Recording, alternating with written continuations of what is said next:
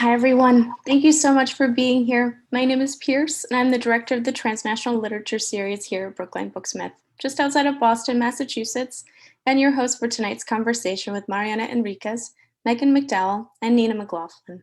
The Transnational Series focuses on stories of migration, the intersection of politics and literature, and works in translation.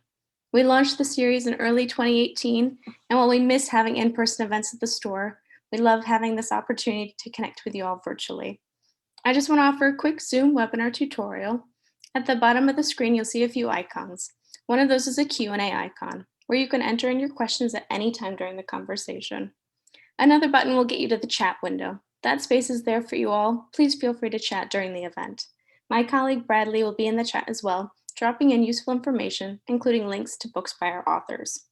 You can see they're in there already. We do make every effort to keep these events free to attend in the hopes that you'll purchase the featured books from us. So thank you in advance for taking a look and supporting independent bookstores.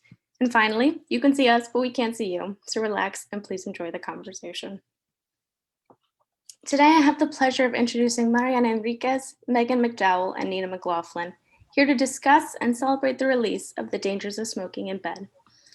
Mariana Enriquez is a writer and editor based in Buenos Aires, where she contributes to a number of newspapers and literary journals, both fiction and nonfiction. Megan McDowell has translated many of the most important Latin American writers working today, including Mariana Enriquez, Samantha Schweblin, Alejandro Zambra, and Lina Meruane. Her translations have won the English Pen Award and the Premio Valle Inclán, and been nominated 3 times for the International Booker Prize. In 2020, she won an award in literature from the American Academy of Arts and Letters. She is from Kentucky and lives in Santiago, Chile. And tonight's moderator, Nina MacLaughlin, is the author of Wake Siren, Ovid Resung, the acclaimed memoir Hammerhead, and most recently, Summer Solstice. Formerly an editor at the Boston Phoenix, she worked for 9 years as a carpenter and is now a books columnist for the Boston Globe. I'm so pleased to have them all here together in conversation. And now, Mariana, Megan, and Nina. Thanks, Pierce. And thank you all for being here. We're going to start, I think, with Mariana doing a reading in Spanish and Megan following that up in English from one of the stories in The Dangers of Smoking in Bed. Okay, hi, first to everybody and thanks. This is the first paragraph of Cuando hablábamos con los muertos. A esa edad suena música en la cabeza todo el tiempo, como si transmitiera una radio en la nuca, bajo el cráneo. Esa música un día empieza a bajar de volumen o sencillamente se detiene. Cuando eso pasa, uno deja de ser adolescente. Pero no era el caso ni de cerca de la época en que hablábamos con los muertos. Entonces la música estaba a todo volumen y sonaba como Slayer, Raining Blood. So that's the first paragraph of the last story of the collection that in English is called Back When We Talked to the Dead. At that age, there's music playing in your head all the time, as if a radio were transmitting from the nape of your neck inside your skull. Then one day, that music starts to grow softer, or it just stops. When that happens, you're no longer a teenager. But we weren't there yet, not even close, back when we talked to the dead. Back then, the music was at full blast and it sounded like Slayer, Rain and Blood. That's great. Thank you guys both. I guess I want to start the conversation talking a little bit about fear. I feel like we are in a moment of sort of this widespread global fear, which at least in my life feels unfamiliar. And there's a lot of fear in this book. There's a story called The Well, and I feel like that in some ways for me captured the different kinds of fears. There's this sort of breathless anxiety, there's the kind of fuller body terror, and then there's this sort of incomprehensible horror. And I wonder if you would talk a little bit about the role of fear in your work and the role of fear in literature more broadly. Well, for me, you know, being born and raised and living all my life in Latin America, horror is a literary language that is very close uh, to really experience. And when I started to, I mean, my first novels are realistic novels, but I always wanted to write horror because that I liked it. But it was not only that I liked it, but I felt that it was a better language to, like genre was a better language to express the reality that we were living in. And you can have all these different fears, I think, because of that. The anxiety has to do, with personal, like psychological anxiety, but also with the anxiety of the perpetual, anxiety caused by economic crisis, for example. It's also the scars and the trauma of the dictatorship that happened when I was little, when I was a kid. So that kind of really marks your life.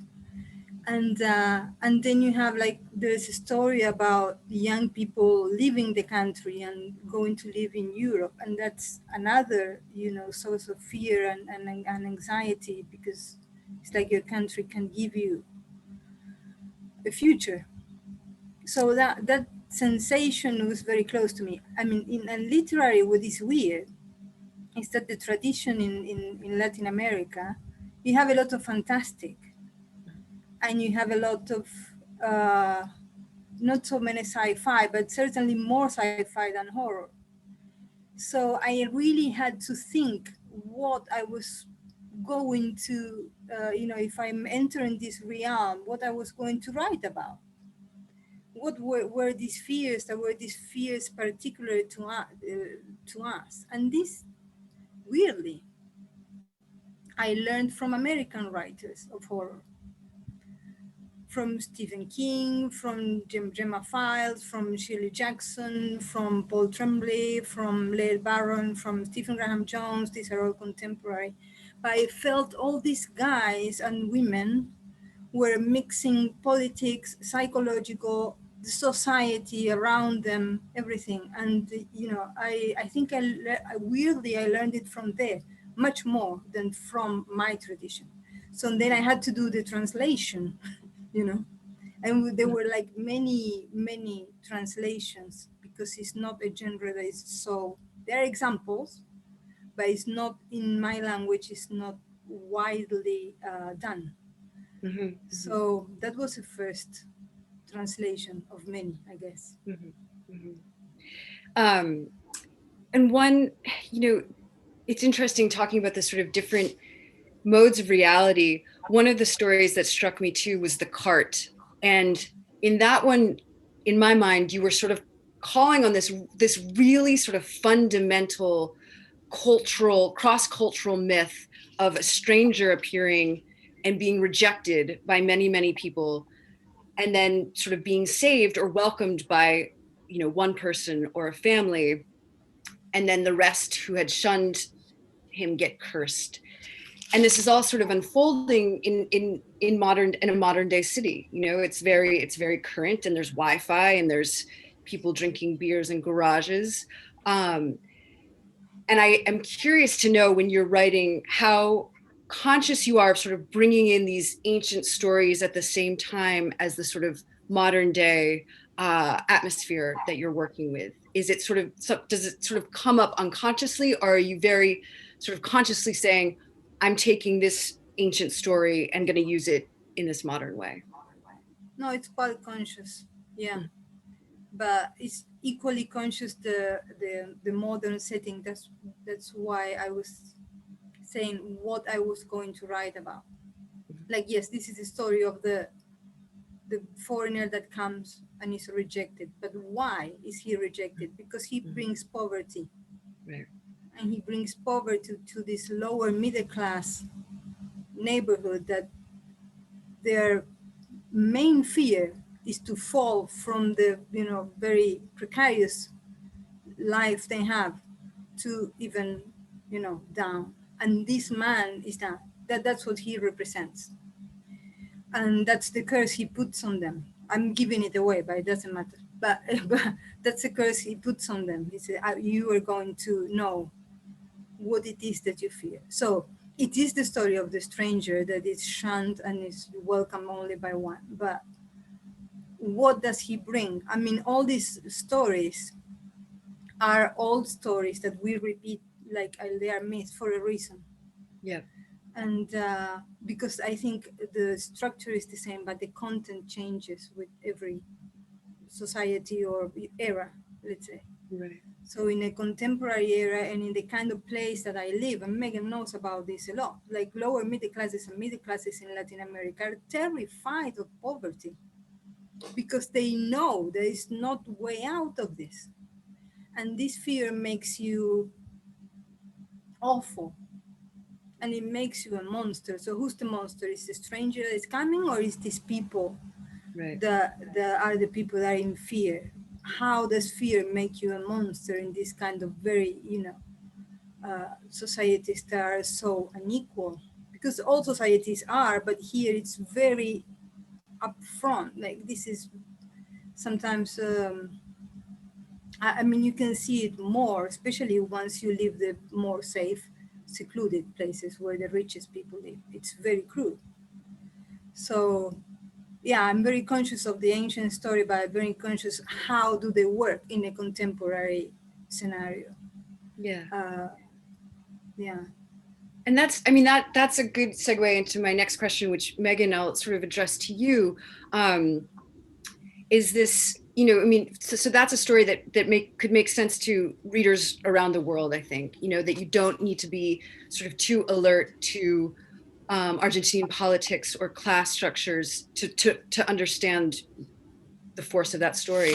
And Mariana, you've said in the past that you don't sort of write for a global audience necessarily, that you're writing for yourself. And Megan, I'm curious to know, in your translating work, how aware do you have to be on sort of a word by word basis in sort of in bringing it to a more global audience, in bringing it to an English speaking audience? Is it the type of thing where you are not only working with the words, but also the sort of how it will ring to an English speaker's ear? Yeah. I think that as I'm translating, I have in my head what Mariana's intentions were and also how it will be read by an English-speaking reader. I think in general, to go back to your previous question, horror is a way of talking about like very deep-seated existential fears. And I think the best horror works to kind of channel the terrors of a particular culture. And that really can vary according to the different culture and language and place. And I think what Mariana does really interestingly and well is take a very specific setting and some very specific, economic and social political horrors and turn it into a story that can really like pluck at those fears in a universal way. And specifically when talking about the cart, there's a very concrete example of how I had to think about that in the translation, which is, so for people who haven't read the book, this is a story about a very poor man who comes into a slightly less poor neighborhood. And when he does, he's cursed, or he's there's a character who yells at him and who cusses at him basically, and he uses a lot of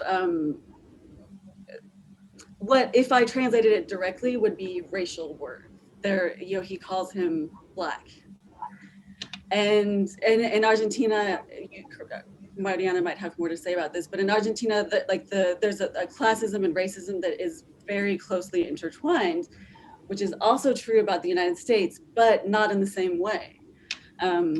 So I was really careful about translating those insults. I think there was one insult where I made it, where I used the word black, and all the rest of it, I talked more about him being a bum. Because I wanted to be very careful about the racial readings of that story, and have it read more as an economic or class related story. So, I mean, that's a good example of something that I had to keep in mind throughout the translation, I guess. Mm-hmm. Yeah, and I guess this might be a little bit of a stretch of a question for both of you. The story about there's a story about children who disappeared, and it's specifically sort of Argentinian and South American situation, and they come back. They start to come back all at once. And it becomes clear that it's not actually, it's a sort of a different version of these kids who've disappeared. And I wonder if translation is in some ways sort of some sort of similar thing. You have the original, and then you have another version that comes and sort of takes on a life of its own. I wonder if that rings true to you, or if that just sounds ridiculous. It does not sound ridiculous. I think it's all true. I'm smiling because I'm hoping that my translations are not zombie versions. Yeah, no, I wanted to say, it's not that they're coming back to zombies and vampires and terrible. Yeah, that absolutely. Yes, not like that at all. No, but yeah, yes. The short answer is yes. There are different versions of the story that have to work in a different context, and be meaningful in a way that echoes the way that they're read in the original context, but is not the original context. An Argentine reader is not going to read the story in the same way that a US reader does, which to me it adds to the story. It doesn't, people always talk about what is lost in translation, and I like to talk about what is gained in translation. I think that experiencing those spaces and places and inventions adds to the English literary culture in a particular way, in a very valuable way. What happened with that story is totally weird, because that's one story that I really wanted to be a genre story, like a horror story, maybe like a slightly zombie kind of thing, but using an old myth that is an Irish, no, it's not an Irish, I think it's a Highland Scottish myth, the changeling. There is, the fairies come, they take a child and they put another one that looks very much the same, but it's not the same. And I thought this was a very sinister idea. And I played with it, of course, the story has social political elements but these are not people that disappear in the dictatorship or anything. These are runaways, children that were killed by the police, stuff like that. So I wanted more like a very urban, maybe a bit violent kind of genre story in a city with city elements. There's all, even a kind of journalist that is like a detective. That's what I was thinking about, and I finished it. And I remember a friend of mine read it. She's a daughter of disappeared people during the dictatorship. Her two parents have been killed. And she says to me, this is a story about someone like my brother, isn't it? Because the dictatorship, what it did, for people that doesn't know, that is very, very macabre, was like when they killed the parents and there was a baby, for example, they took that baby, give this baby to another family, didn't tell them, of course, what the true identity was. And this child was raised by another family. And one of the things that the human rights organizations do is, trying to find these children that are lost and that they don't know their identity. And now they're about my age, a bit younger, maybe some my age. And when she told me this, I was like, oh, Yes, you're right. I'm, I try to do more like a, urban detective kind of hardcore thing with a myth from Scotland. And suddenly I'm in 1976 Argentina again, or in 2020, because the thing keeps happening. So versions, these are, you try a version and then you're hit by this again. It was one of the weirdest ones because it was very consciously trying to not be, trying to be more hard-boiled than anything else. And probably is one of the most, referential to the dictatorship story in the whole book. And how I didn't notice, I don't know, maybe it's stupid, but, it's kind of, these things happen. You try to run away from it, but sometimes you're closer to it. We were talking briefly at the beginning before this started. These stories came out in Argentina in 2009, and so are just now sort of reaching us here in English. What has it been for you to sort of revisit these stories now, looking back on what you did more than 10 years ago? How do they feel? How do they feel to you now? Oh, much more punk, I think. And I didn't have any, when my what is my second collection of things we lost in the fire, I didn't know that it was going to be translated and etc. But this collection already had been out, and it had, a certain attention of, readers. So when I wrote and when I published Things We Lost in the Fire, I had more, I think I don't think about readers that much, but you do. And there's an audience there, and I know they were expecting something, and I knew that maybe what they were expecting was the same, by a bit more polished or more conscious or more or less, these stories are very direct. Mm. So even when they offered me to publish them, and also before the novel, the Megan is translating it, is very long and in a way is similar but quite different. I was like, but these are kind of rough, and I don't find them unpolished and rough that way. But I find there a voice of someone that wasn't really expecting anything from readers. They was just writing whatever, It's totally. I mean, I would like to say that when once you get some attention from readers, you're totally free from it and you write whatever you want. But it's not really true. You're having a conversation with a lot more people. Yeah, I mean, but when I read these stories again, I realized I was having a conversation with myself much more than later. And it was a bit crazy. I think there's things that are absolutely crazy there.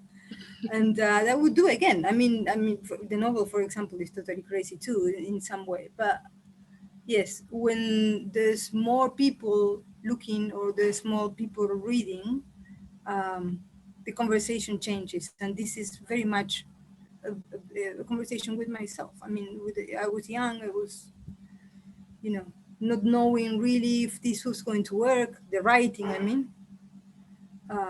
So, these stories, and also they were the very first stories I wrote. There's nothing written before that in short versions. And it's the first time I wrote female narrators because I didn't know how to do it. I mean, the experience of being a woman, that's very, very an essential thing, kind of thinking, is being a woman and, perceiving yourself as a woman and having that experience in the world doesn't help you at all to write a female narrator. I thought it would. Yeah. And it's not like that. So I was also teaching myself, how to find these voices of women that I was very interested to portray, but I didn't know how, because my first two novels are, the protagonists are guys, and as everybody, we all read more male narrators than female narrators. This is changing, but it's changing, hasn't changed yet. Yeah. And especially with your, education as a reader, the first things you read are mostly guy things. Mm-hmm. So there's a lot of a writer teaching herself things in the book, well hidden sometimes, Mm-hmm. and use some tricks, but there was some learning in it. Mm-hmm. That's so striking to me to hear that it was sort of learning how to tell a story through a female point of view, because the female characters, these women and these young women in particular, are ferocious, they're powerful, and the sort of the honesty and the sort of graphic nature that you deal with female desire and sexuality is so powerful, so it's amazing to me that this was sort of a feeling your way into it. And what I thought was striking too was that it's like these women they're not angelic, they could be quite monstrous as well. And there was something almost powerful in that too, that it isn't sort of that they had the sort of fullest opportunity to be, flawed and gross and crazy and wild as anyone else. And there's this real air of non-judgment, that comes through. And so I guess so this is, I don't know, how has it changed in the way now that you're writing women, or has it? No, women are just the same. I don't like I think that it's a very realistic portrait of women and women desire. I think we can be very ferocious and wild and mean. And I think the angelicization of women, I don't know if that word exists, but I think it's very macho. It's very, keep calm, don't be loud, take care of people, be careful. And all my life I rebelled against it. And most of the women I know do, in a way or in some way. I choose teenagers because of that too, because that's, the age probably where you're, I don't know now, but when I was young, it was a time when being wild was a value. The crazier we were, the more popular we were or something.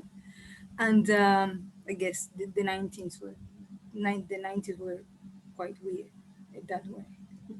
And but the domestic kind of thing doesn't really appeal to me. I know there's it's an experience and a discourse that hasn't been done, and it needs representation too. But I was always very rebellious to that kind of, representation of women. And I don't like also the, when it's very forced, that when you can see the hand of someone saying, well, I'm going to make Wonder Woman here, and she's going to kick ass, and she's going to fly, and she's going to eat lizards. And that's not an empowered woman to me either. So, it was also trying to find out what was that. I felt rebellious, not angry. I never felt that, but yes, rebellious to certain, framing of what a woman or a girl should be. Yeah. And when I felt like a monster sometimes, and behaved like a monster too. Megan, you were about to say something, I think. Well, I was just gonna jump in and say that speaking as a reader who definitely grew up reading a lot of men and male characters, one of the reading Mariana it's such a relief because of her portrayals of female characters and just the relationships between characters. And the interiority because even the most sexual story in this book, which is about a woman who's obsessed with heartbeats, is very much an interior story. And so is the title character. You know, it just takes place inside the head of a woman, and she's sad and pathetic and sexual and doubtful and all of these things, and the explorations of the teenage characters, that you have a story that's told from the point of view of a group of teenagers, and they're obsessed with the guy, but the important thing in that story is their relationship with each other and with this older girl. And I think that, and the novel that I'm translating now, the long novel, a lot of the main characters are men, but the relationships between the characters are not, they're never what you expect. They're not what you would expect, I don't know, from a genre story. The relationship between father and son, the relationships between friends are really treated with a lot of delicacy and care. And that's, I don't know, that's what really pulls you in. And for me as a reader, it's a relief. It's not like anything else you read. Yeah, definitely. I felt the same way. And Mariana, you'd said that writing was a conversation with yourself. And Megan, I'm wondering, who is the conversation with for you in translating? Or is it a conversation? Maybe you don't think about it that way. No, it definitely is a conversation. I have said this many times that translation is like a conversation. I mean, the cheesy thing to say is that it's a conversation between, two languages or two cultures or something like that. As I said before, I see myself as kind of this, conduit so that my writers can have a conversation with English language readers. When I translate, it's usually for my twin sister, who reads everything that I translate. And if I have a reader in my head, that it's her. How is Jessie going to read this? Cool. That's really cool. And another sort of translation question, and maybe this is sort of so obvious for someone who translates that it's not a great question, but to me, there's so much atmosphere in these stories that it's not just a story, it's not just language, there's a whole sort of energy that's palpable. And it seems to me that would be an act that's not just taking one word and putting another word in it. There has to be how do you, gosh, I don't know how to say it. How do you translate the energy? How do you translate the atmosphere? Well, that's the art part of the translation, and it's probably the thing that you can't really explain. But in terms of process, there's the straight up translation, like this word becomes this word, and then you get a text in English. But then a lot of the act of translation is acting like an editor, and you just go back and you read it, and you're like, okay, that sounds weird. No, this character wouldn't say this like that. And you just have to. It's not something that you can necessarily quantify or explain, but maybe you can see it in the tone of certain stories, like the one that we read the paragraph from, which is also about teenagers, and I really kind of struggled a lot with that story because I wanted it to sound like a teenager talking. And the tone of that story is not the same as the tone of Kids Who Come Back, which is more like a straight up third person, police narrative kind of investigation, like Mariana was saying. So I think it takes a little sensitivity, I guess. Yeah.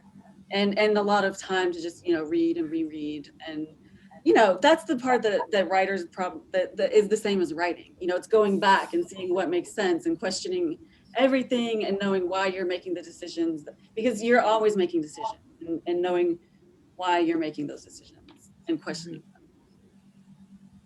them. And during this process, are the two of you in touch, or are you doing this sort of on your own? No, Mariana is very generous. I ask a lot of questions. I feel like I ask a lot of questions. I haven't started asking her questions about the new novel yet, which is about to come. And once it comes, it's not going to stop. So be prepared. But I'm in the process of reading back through my draft of the novel. And so I have a long list of things that I want.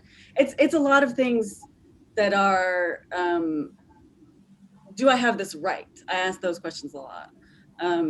Or what does this mean? Give me context, because like I said, there are a lot of references to, legends, regional stories. So I'm probably gonna ask a lot of questions about that.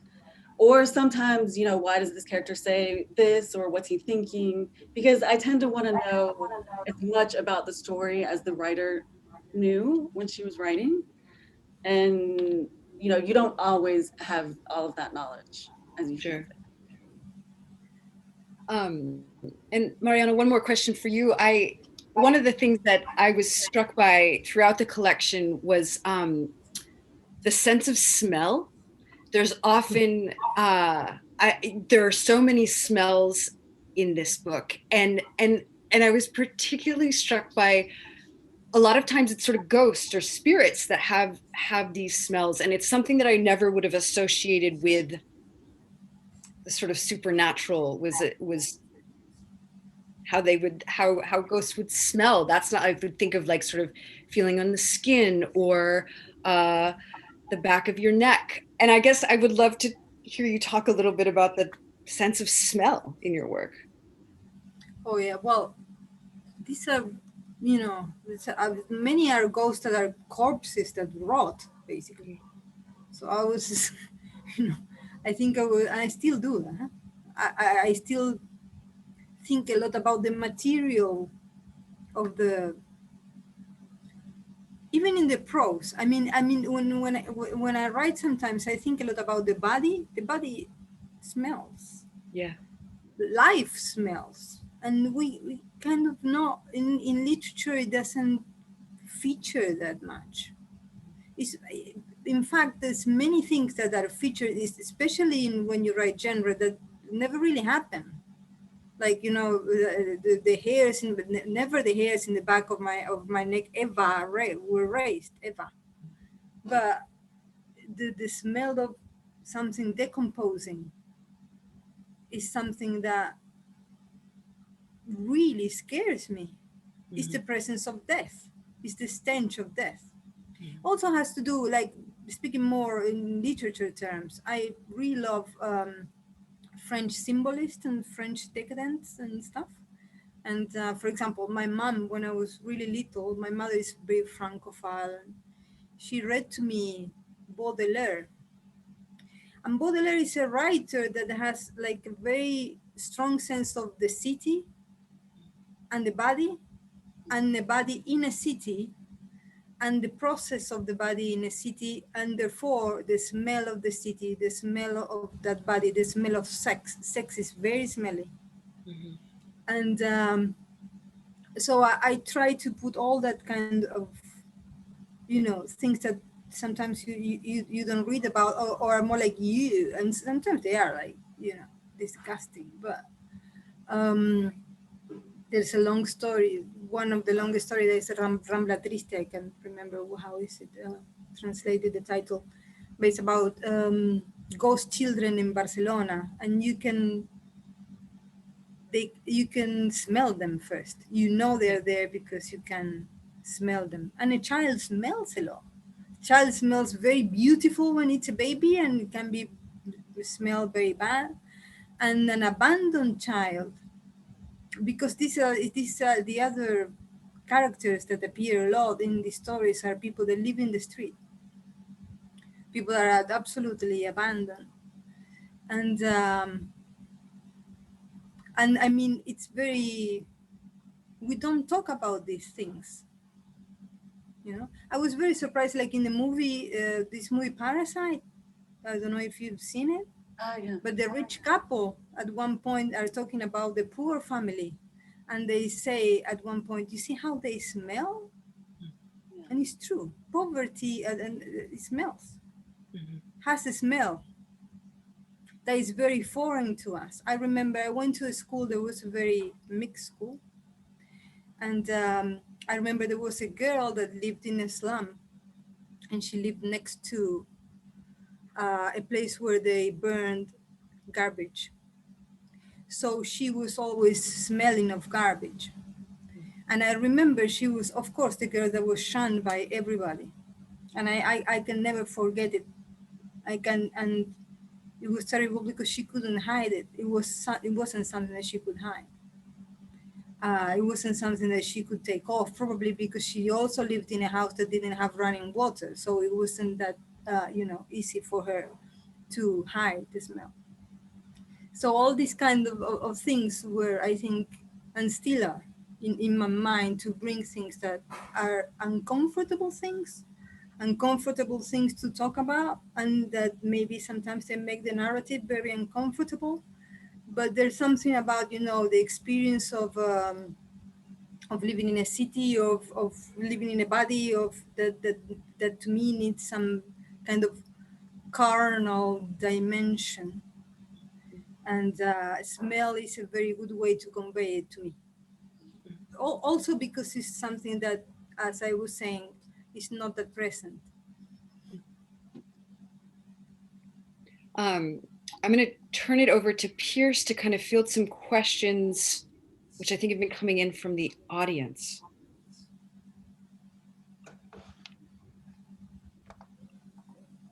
Hi, everyone. This has been incredible. Mariana, you were such a badass. I just like, oh my gosh, this is incredible. And we have many, many questions. Let's get started. This first one, Mariana, are there any other Argentine or other Latin American writers that have influenced your writing? That's from Alicia. Yeah, quite many. But to name like a couple, let's say, I would say an Argentinian writer is called Silvina Ocampo. Mm-hmm. She has some, she deals with children, she deals with cruelty, she deals with a female voice that is very ironic. She comes from a very different background. She's like upper class and different, and she only wrote short stories. I think Cortázar is a very big influence on me, like the classical, fantastical, and maybe Rulfo, he's a Mexican writer.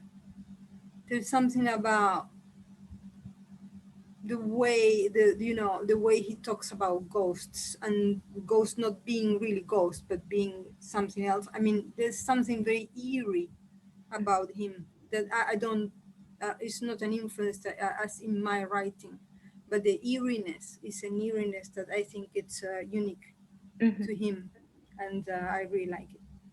And you also wrote a biography of Ocampo, right? Yeah. Yeah. Is that available in English? No. No? No. Okay. I hope someday, but Yeah. Silvina needs a bit more. She's good. We did an event last year with 3 translators of Silvina Ocampo together, and that was an incredible event. Okay, next question. Megan, which of all of Mariana's stories was your biggest translation challenge and why? The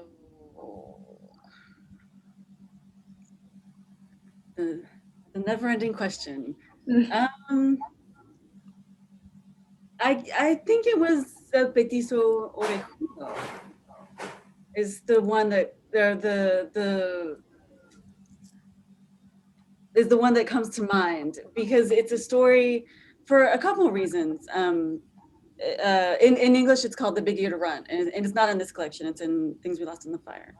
And it's about a guy who is a tour guide in Buenos Aires, and he gives a tour of the ghosts of Buenos Aires, accepting the ghosts of the dictatorship because they want to make it fun.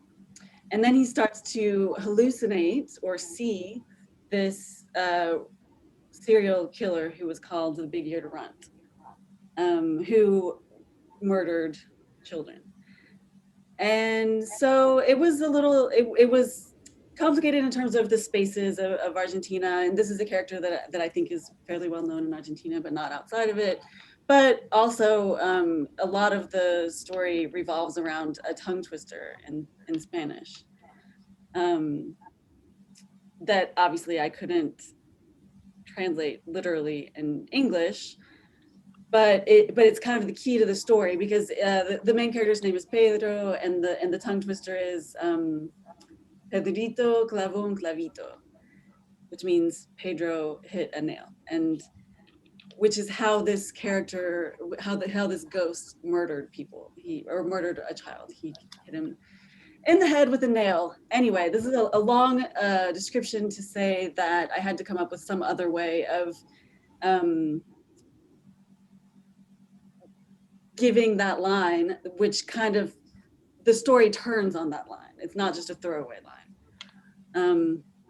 So that was a little complicated. I did leave it in Spanish ultimately, but then I added another part that has to do with the saying to hit the nail on the head. Mm-hmm. So I kind of got around it that way, but I had to play with a couple things in the text in order to make that make sense. Great, thank you. Okay, so this is a couple different times people ask this. Mariana, are you writing a new book? And or what are you working on? What is your next project? Not really. And you know why? Because when the pandemic hit, there was like, well, first, aside from the pandemic, after the long novel, I decided to give myself some time. Because I was, in that world for a long time, and it's a very specific and, world, and the characters were very much like people to me. So it was difficult to get to another fiction thing. So I did some non-fiction things. I have a book of, well, this is kind of cliche, but whatever. I have a book of, it's travelogues, travel stories, real, non-fiction, but only to cemeteries of the whole world. So what I decided, this was published in many countries in Latin America, but hadn't been published in Spain. So my editor in Spain said, I want to publish it. And I said, okay, but I want to add more because the last one was visited in 2013 or something. So I want to add a lot more. So I said, because I'm a bit excessive sometimes, I said, I will add 8. And then it was insanity. And I had to write about 8 cemeteries and, one in Chile, one in Punta Arenas. That is quite amazing. It's almost the end of the world. And, but yeah, so I did that. I think I did some book with a friend from Mexico that we did like this. He's an illustrator and he gave me illustrations and I wrote some pieces for it. But it's all very random and it's nothing very specific, though I have some ideas now. Basically because there's 2 things happened with the pandemic. One was that the imagination switch was turned off. And for many months, not only I couldn't write, but I couldn't read.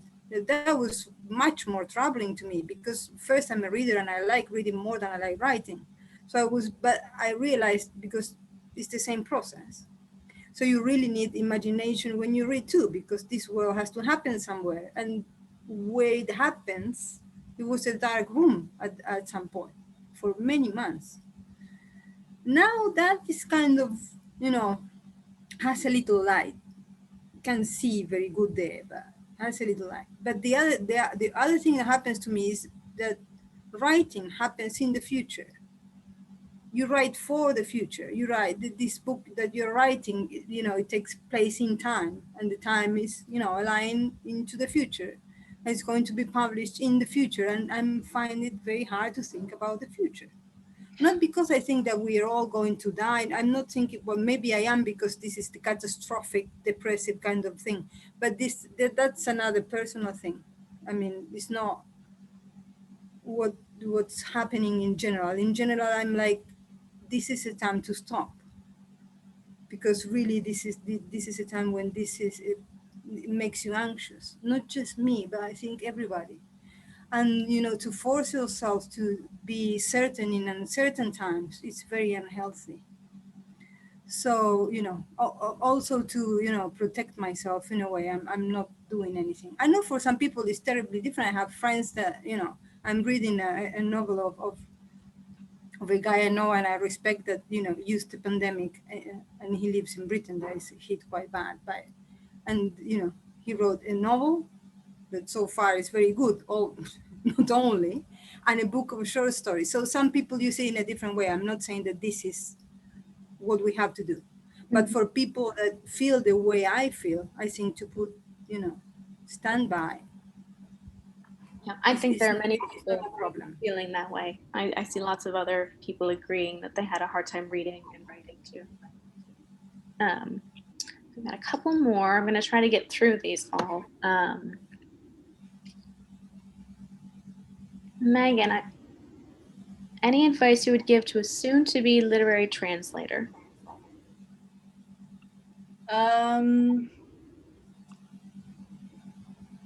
Be independently wealthy.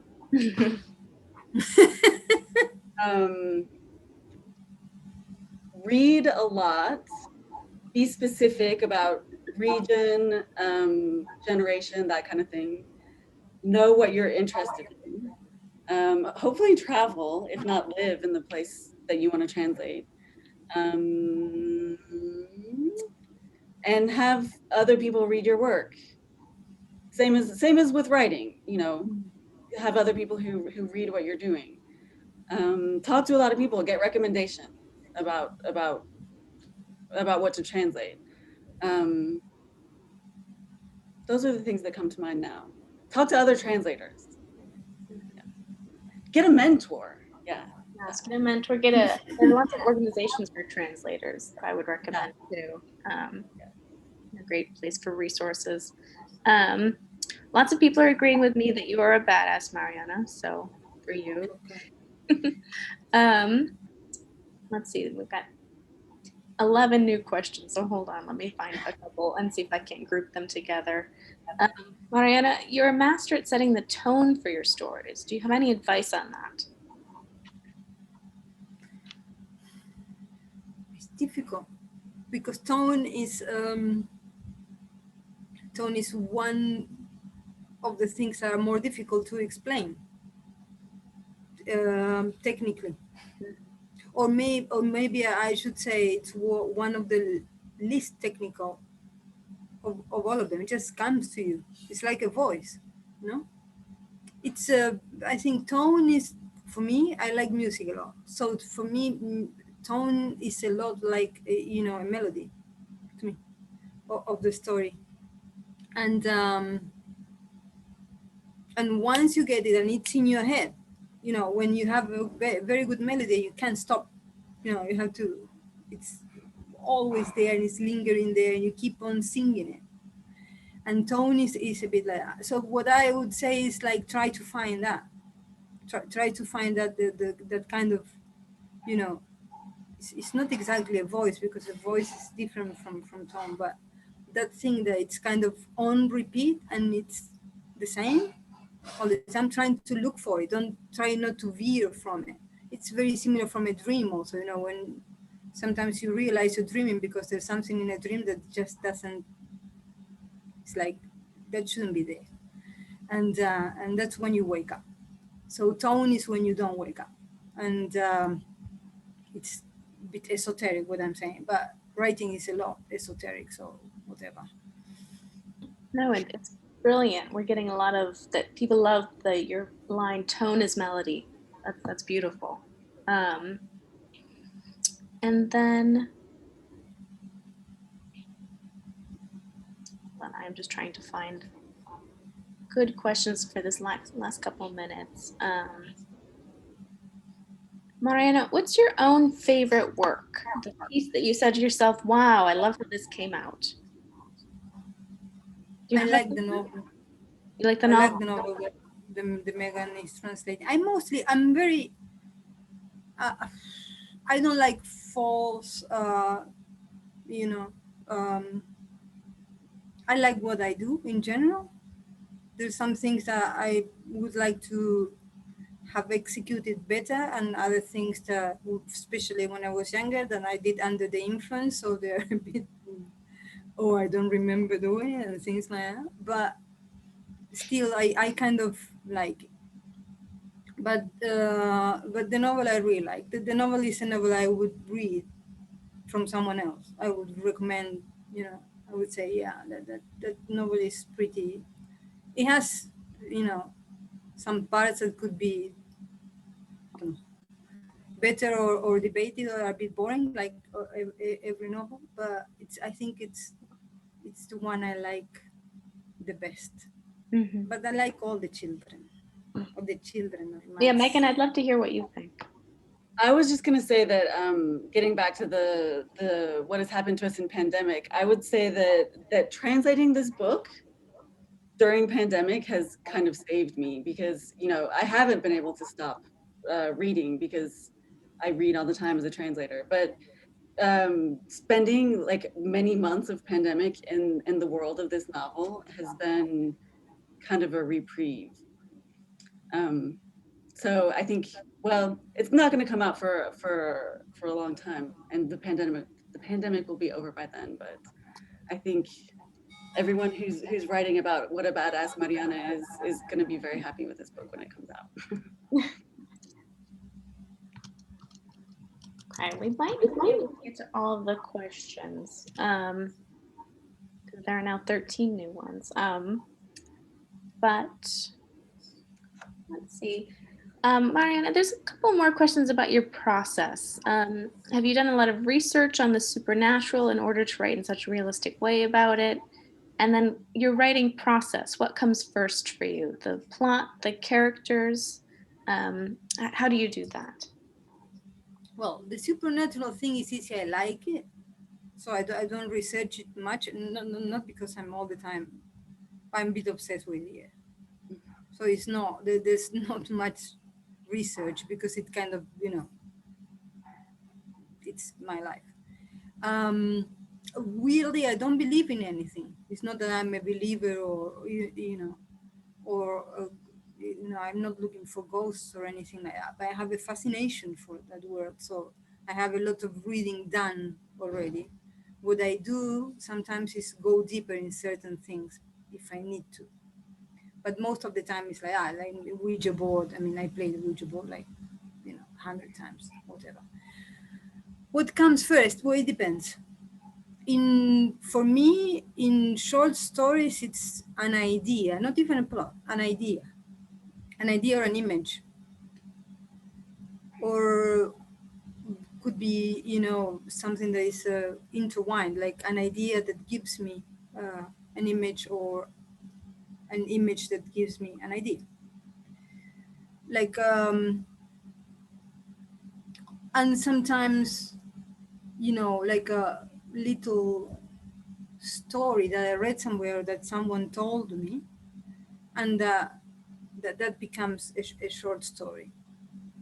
Like, for example, I think it's Angelita Nair's sister, but the first one, that is my grandmother told me that her little sister that was dead and buried cried when it rained because she was afraid of rain. And from that was very scary when she told me this when I was little, came a story that is about something else. It's about, you know, heritage, family secrets, other things, but that was the basic idea and the image of this little crying dead girl.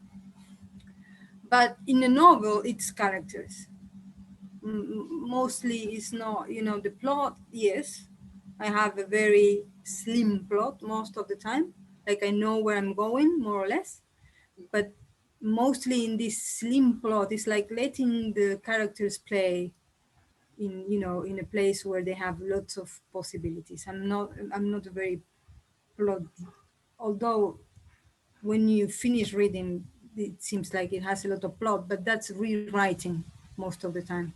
Like I adjusting things because I like when it's well constructed, but it comes later.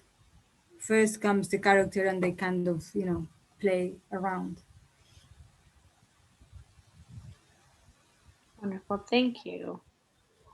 Nina, do you have any last questions or thing maybe to end the night on? Gosh, no, that I feel like these have all been excellent questions. Have been incredible, and they just keep coming. I'm trying to see if there's one last good one to end on. I'm sorry for all that we're not going to get to. How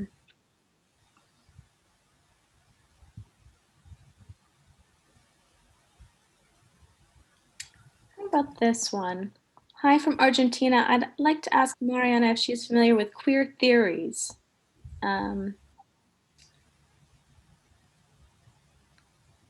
Like, hold on, it's kind of a long question. Can you see the question, Mariana? Can you open the question box and see it? That might be better than reading.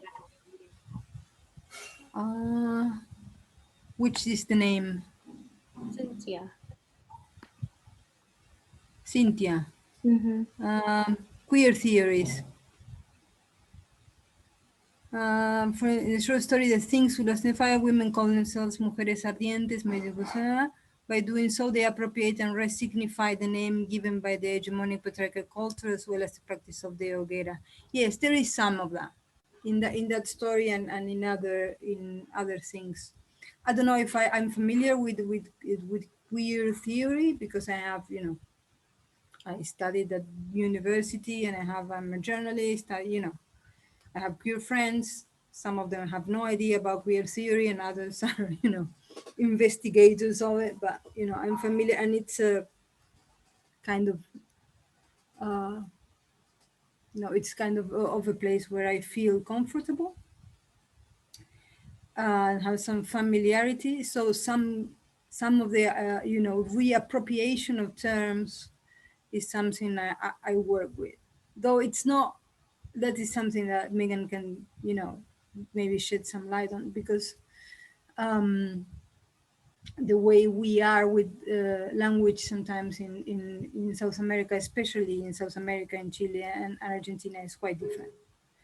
And like she was saying before, some things that are, I mean, this appropriation is already in the language sometimes. Because sometimes an insult can also be in another context, a term of endearment. And there's never a mistake. You know when they are using the word for diminishing you or treating you bad, and you know when it's a term of endearment. And I've never seen someone that is mistaken about that. And this is very particular and very difficult to translate because it's it's just weird. But yeah, in broader terms, I'm familiar with it, and I use this kind of reversal, so using a word that is there to, or a term or whatever, or a situation. Like when she says the hogueras, she means that, you know, the women that were burned for being witches. And in that story in particular, women burned themselves before men burned them. They're very extreme and it's kind of very radical. You know, when you go into the radical, you're very alone. And sometimes I also like to, you know, take things to the extreme in this kind of thinking too, in this, basically in this short story in feminist activism, like how far would you take it? But yeah, I am familiar. But this thing with the words that can be used in both ways, I what's interesting is that I never noticed it before. I noticed it in translations, and how difficult it was for many translations to use a word that to us is like familiar term, something you say jokingly, and the other one is never offended. And for the translator, to try to be open-minded about this, because it comes from a culture where this doesn't happen and it's very offensive. And for me not to be, also mad at the translator for saying, you know what, you're giving me your colonial view of what words I can use or not, and trying to think, well, we are different cultures. It's not that they're trying to impose a way of talking to me. So I think there's a lot of there's a lot to be said about that, especially writers like doesn't have fear of language, and they're not tiptoeing, thinking, oh, this will that's the job of the translator to make it equally offensive in their culture, but not more offensive when it's not. Yeah, Megan, would you like to add anything? Well, I'm a little reluctant to add anything because I will say that there is a certain amount of that kind of reappropriation of words that does work in English. I think the gay community does reappropriate certain negative words when talking to each other. This is one of the things that I will be asking Mariana about, because this is specifically in the last part of the new novel, and there's one of the main characters is gay, and maybe I shouldn't talk about that. No spoilers. Anyway, I do have questions about the use of these words. Some of them are words that I don't know, that we don't really use in Chile. But it's something that I'm working on right now, basically. So I'm not sure that I can say anything really enlightening, except that I understand what she's talking about, and I can imagine that in other languages or other translations to other cultures that are maybe more conservative than English, it might really pose a problem. But so far, I think I can navigate it in English. Thank you. Yeah, I don't want to go too far into the next project. Okay, one last question. I know I've said that twice now, but these are just so good and they just keep coming in. Mariana, as a journalist yourself, how's your journalistic background, your knowledge experience shaped or helped to shape some of the characters or situations in your stories? Well, I haven't been a journalist of real stuff for a while. Like, I'm a cultural journalist. So mostly I review books, and I'm an editor, and I review books and movies, and I started though as a journalist of the everyday things, and I teach narrative journalism. So I kind of read a lot of nonfiction and journalism. Many classic, narrative journalism, but a lot that is done today. And in Latin America, narrative journalism is kind of huge. And I think it's weird because I don't think I have that much of an influence in terms of the writing of the characters of whatever. But I do have a very strong influence from journalism in other way. That is more like the practice of writing. I can write every day. I don't go crazy if I don't write one day. I don't think it's very. I don't think I have a very solemn approach to literature, and this, is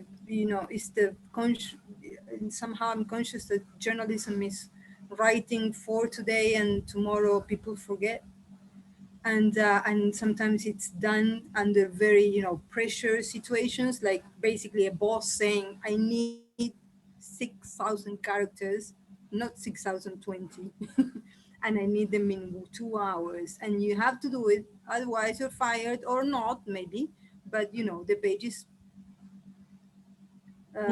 doesn't have a replacement for you, so you're in trouble. And that kind of mix of discipline and work, basically, of seeing the thing as a job. Mhm. I think it influenced me more than, than the writing itself. I think the writing itself has been more influenced by reading other books of literature. But this, and I don't think it's a minor thing, to, just relax. It's like nothing is coming to me today, whatever.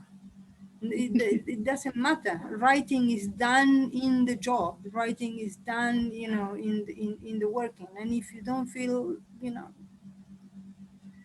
and that has been an influence. That said, I think as a journalist, if you study journalism and you liked it and you are, into it, you do have maybe some kind of antenna to, know what kind of things are, especially with stories. Sometimes I grab stories from the, from real stuff that's happening, and then I put it in a short story. And to know what story is a story that can resonate more. This is kind of, a thing that you learn in journalism, just how to pick a story, just to make an agenda, just to offer an editor what story is going to, fancy him or her more. And I think that's something that you learn. And that antenna, even if I spend the last 20 years doing, music reviews, I still kind of, it's something that you have, that you learn. Yeah. Wonderful. Thank you. I hope you can all see the chat and all of the love and gratitude for all of you being here. And all of the comments, including that you are a badass. But anyway, thank you all so much for being here. Mariana, Nina, and Megan, it's been a real pleasure. Thank you everyone who stayed, especially the full time. I'm sorry we went a little over, but I could not say no to those questions. Lovely. So you can get the book from us. You can get the book from your local independent. It's lovely. Lovely. Thank you all. Thank you so much. Thank you so much. Thank you so much for coming, and thank you so much for your questions and for being so smart. And Yeah, they're coming in rapid fire. Thank you And all. for reading. Thank you for reading. Yes, thank you. Bye, everyone. Have a it's good very night. nice to see you, Megan. Nice to see you too, Mariana. Thank you again, Nina. Thank you guys.